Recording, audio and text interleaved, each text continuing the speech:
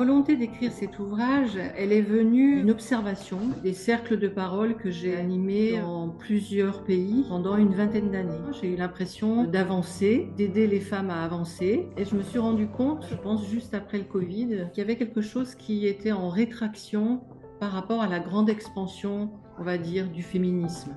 Et ça m'a donné envie de donner des clés très structurées pour aider les femmes non seulement à penser le monde, mais à agir dans le monde.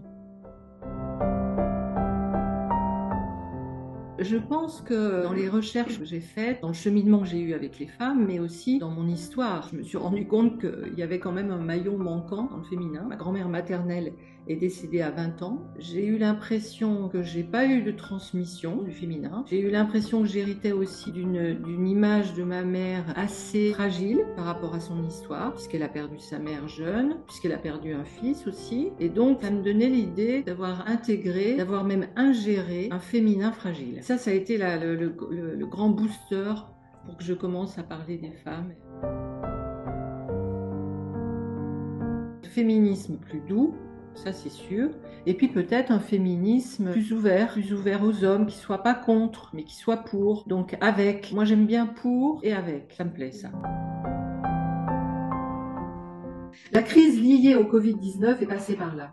Elle révèle sans détour comment la pensée masculine envahit les sphères décisionnelles, dans une absence totale de cohérence et de sens. Au cœur de la politique, une majorité d'hommes.